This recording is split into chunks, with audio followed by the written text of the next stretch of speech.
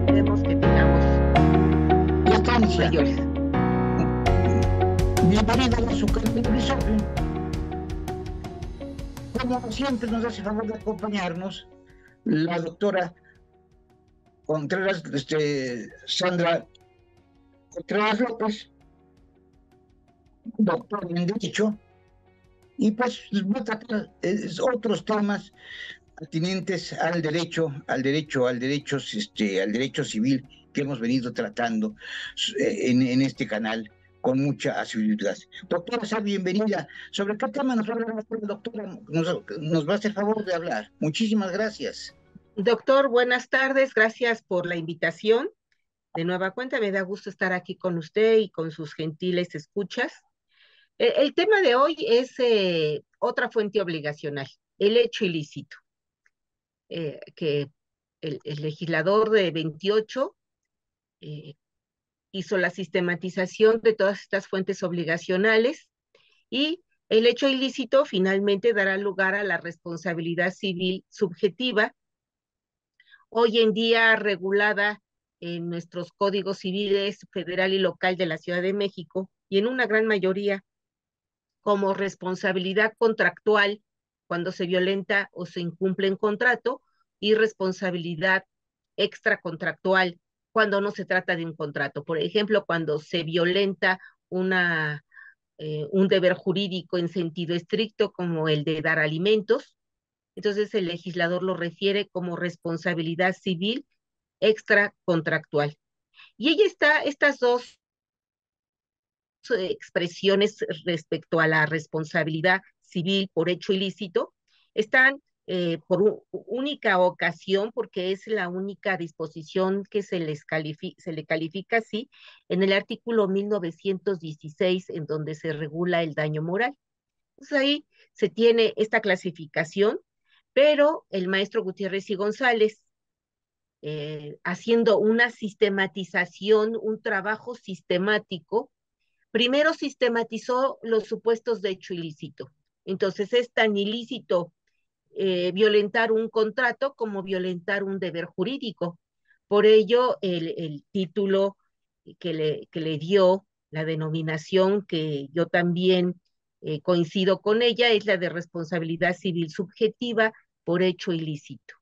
¿Qué hay que entender por hecho ilícito? Pues yo entiendo la contravención, ya sea ilícita, de un deber jurídico en sentido estricto o de una obligación en sentido amplio que origina un detrimento patrimonial y que la ley determina indemnizar. Entonces es una conducta contraria a derecho.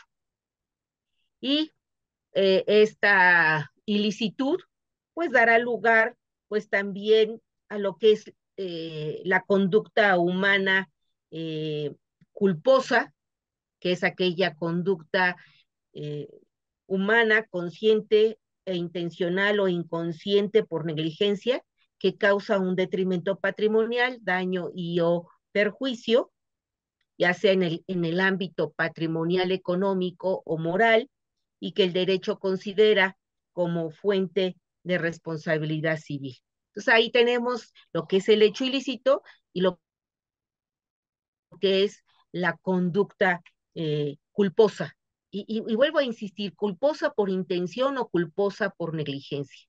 Hoy en día la culpa es culpa, ya se tenga conciencia de que se está cometiendo o que se está violentando una norma de derecho o un contrato o inclusive una obligación indemnizatoria ya eh, establecida así en una sentencia definitiva que ha causado Estado. O bien una conducta negligente por falta de cuidado, pericia, que también origina un detrimento patrimonial y es necesario indemnizar. Estas conductas culposas, ya por intención o por negligencia, también han sido llamadas conductas dolosas o conductas de mala fe. Pero hay que tener presente que a partir del Código Civil de 28, el legislador en el artículo 1815 estableció que el dolo es una forma de inducir al error y que la mala fe es una manera de mantener en el error a aquella persona que de manera fortuita cayó en un error, en una falsa o incompleta consideración sobre la naturaleza jurídica del acto que está celebrando. Entonces, por ello, pues es ir día a día sistematizando las figuras jurídicas y pues desechar el calificativo de conducta culposa por dolo o culposa por mala intención. De acuerdo a la conciencia que se tenga de la conducta que se está realizando, será una conducta intencional o consciente o no intencional o negligente de que se está violentando un contenido normativo. Y bueno, las conductas ilícitas pueden generar diferentes efectos jurídicos. Y eso pues el legislador lo va determinando en la norma en cada caso y la sanción que se tenga establecida eh, pues de acuerdo a la hipótesis normativa. Y así habrá conductas, eh, por ejemplo, que en la norma el legislador protege a través de la regulación de la norma, la protección del interés de la colectividad. Entonces, el violentar una norma por hecho ilícito dará lugar entonces a la nulidad absoluta. Si es una norma prohibitiva en la que establezca la protección de un grupo determinado de personas, pues la nulidad será la relativa. Y hay en otras ocasiones en que tratándose de norma prohibitiva, el legislador, si bien protege un interés particular, también protege un interés social. Entonces, hay conductas en las que la persona realiza no solamente una conducta ilícita en el ámbito civil, sino ilícita en el ámbito penal. Y sin embargo, si cualquier interesado, hasta el Estado a través del Ministerio Público, no impugna esa conducta en el plazo que el legislador establece, entonces caduca el derecho para poder hacer valer esa, eh, esa nulidad. Por lo tanto, por muy grave que en algunas ocasiones sean ciertas conductas por violentar, ya sean normas prohibitivas, normas dispositivas u ordenadoras o prescriptivas, o incluso normas de carácter potestativo, dependiendo del interés que el legislador esté protegiendo, del interés social que esté protegiendo, será la sanción que el legislador establezca por violentar ese contenido normativo. Entonces, la sanción, como digo, es nulidad absoluta si se protege el interés de la colectividad, nulidad relativa si se protege un interés particular y en algunas otras ocasiones será, se protegerá un interés particular, pero al mismo tiempo un interés social, en donde en el caso de no promoverse la acción de nulidad en el tiempo marcado por el legislador, entonces esa conducta se convalidará por el paso del tiempo y la conducta será ilícita, pero no nula. Hay, estos casos son realmente muy excepcionales y tenemos en el caso del matrimonio, en el artículo 156 se mencionan aquellos que son impedimentos para celebrar el matrimonio. Y uno de ellos es el cometer un atentado contra la vida de una pareja para contraer matrimonio con la que queda viva. Entonces, ahí, pues, no es solamente un impedimento para celebrar el matrimonio, sino un hecho ilícito en el ámbito penal. Pero el legislador determina ya en el capítulo concerniente a matrimonios nulos e ilícitos que sí, que en este caso, pues cualquier persona interesada, hasta el Estado, por medio del Ministerio Público, podrá impugnar ese matrimonio si se llegara a celebrar en esos términos. Sin embargo, si nadie promueve en el término de 6 meses, que es el plazo que se establece, entonces esa conducta se convalidaría y ese matrimonio sería ilícito, pero no nulo. Entonces ahí vemos cómo el legislador protege un interés particular, pero a la vez protege un interés social. ¿Y cuál es el interés social que está protegiendo? Pues la conservación del matrimonio, el matrimonio como fuente de familia, la familia como célula de la sociedad. Otro impedimento que se menciona para contraer matrimonio en el artículo 156 es contraer matrimonio teniendo un matrimonio anterior existente y válido. Y ya en la norma correspondiente a las nulidades del matrimonio, se establece que en ese caso el, el matrimonio celebrado en esos términos, que podrá ser impugnado por cualquiera, hasta el ministerio, hasta el Estado a través del Ministerio Público, pues no tiene posibilidad de convalidarse y podrá hacerlo valer, como digo, cualquiera, y aunque, y la conducta será ilícita y nula, aunque la persona del primer matrimonio fallezca y el que se ha casado por segunda vez de manera de buena fe considere que ha muerto al contraer el segundo matrimonio. Entonces, aunque haya buena fe pensando, me caso en segundas nupcias porque la primera esposa ya murió, aún así, si al momento de contraer el segundo matrimonio, el primero, la primera esposa está viva y el matrimonio, por lo tanto, es existente y válido, ese, ese segundo matrimonio es nulo absoluto. Y vean ustedes, allí no hay un ilícito penal, un ilícito civil por contrariar lo dispuesto en el artículo 156, pero ahí también el legislador está protegiendo el matrimonio como una de las fuentes de la familia y la familia como célula de la sociedad. Entonces vemos que detrás de estas prohibiciones el legislador está protegiendo diferentes intereses y dependiendo del supuesto normativo, pues dará lugar a la sanción que el legislador establezca. Nulidad absoluta, nulidad relativa, en algunos casos inexistencia, cuando la conducta que se ha celebrado no se le dé la forma solemne que el legislador establece. Y esa forma solemne puede ser tan variada como las hipótesis que el legislador tiene contempladas en el Código Civil, como en el caso del matrimonio. En el artículo 102 establece que el, el acuerdo entre los contrayentes deberá ser homologado por un juez u oficial del registro civil en el sentido de declarar la fe, en la función de fedatario del Estado, que los declara unidos en nombre de la sociedad y de la ley.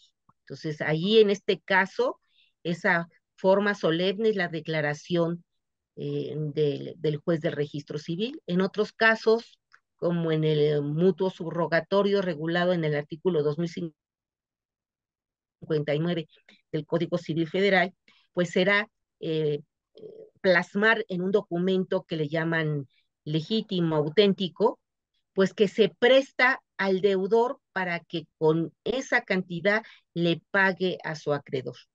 Por ese solo hecho, entonces, ese préstamo, ese contrato de mutuo préstamo, tendrá un carácter subrogatorio, en el que ese tercero, al contrato original, se subroga en los derechos del acreedor. Entonces, sí, hay diferentes sanciones que el legislador bien ha establecido. En otros, cuando se trata de una norma de carácter potestativo porque contiene un derecho a favor de una determinada persona, pues como su nombre lo dice, el titular de ese derecho podrá o no renunciar a él. Sin embargo, si renunciara a su derecho como efecto de la conducta culposa intencional de su contrario, de la contraparte. Entonces, esa renuncia a ese derecho dará lugar a una nulidad absoluta, que podrá hacerla valer la autoridad judicial, pues al momento de conocer el asunto. Entonces, vemos que aún tratándose de normas de carácter potestativo, si se hace la renuncia eh, implicando una conducta intencional de la contraparte, el legislador establece pues que esa renuncia será nula absoluta. Claro, la norma no lo dice, pero ¿cómo podemos saber qué tipo de nulidad promover? Si vemos aún por la gravedad de la hipótesis que contiene la hipótesis normativa, si se puede convalidar por confirmación o por el paso del tiempo, que el legislador llama prescripción, pero en realidad es un plazo de caducidad, entonces, pues es una nulidad relativa, por muy grave que haya sido la conducta. Y si no se puede convalidar, entonces es nulidad absoluta. Y, en el Código Civil Federal y Local de la Ciudad de México, el legislador no califica el tipo de nulidad que procede. Algunos códigos civiles sí lo hacen, no en todas sus disposiciones. Como ejemplo de ello, pongo el de Puebla, en el que el legislador sí fue estableciendo en muchos de los casos qué clase de nulidad eh, estaba imponiendo. Nulidad absoluta, nulidad relativa, no lo hacen todas las disposiciones, pero en una gran mayoría sí. Pero en aquellos en donde no se establezca, como son estos códigos federal y local de la Ciudad de México, pues esa es un parámetro para saber ya en la práctica qué tipo de acción, qué tipo de nulidad promover, absoluta o relativa. Pues así, de manera muy breve, de manera muy simple, pues me refiero a esta parte de esta fuente obligacional, maestro. No sé si tuviera algún comentario, alguna pregunta. Probablemente más adelante habrá otros programas que hagamos. Porque en cuestión de brevedad, como yo sé que a usted le gusta ser muy minuciosa en todos sus estudios, como en sus propias obras así lo ha hecho, en sus obras jurídicas. Y bueno, pues y ahorita nada, también, pues que la persona lo comprenda las cuestiones de la forma más sintéticamente posible. Sé que usted pues trató de, ahora sí, compactar un poquito un tema tan profundo y tan extenso. Así es. Pero bueno, finalmente, pues estas conductas ilícitas por intención o por negligencia, pues podrían dar lugar a estas sanciones y el legislador se refiere principalmente en el artículo octavo que todas aquellas conductas que vayan en contra del orden establecido, pues darán lugar a la nulidad. Entonces, en términos muy generales, también en materia contractual, pues ya se establecen dos disposiciones en las que se habla precisamente de la licitud o de la ilicitud, eh, que es de, uno de los requisitos de validez del acto jurídico.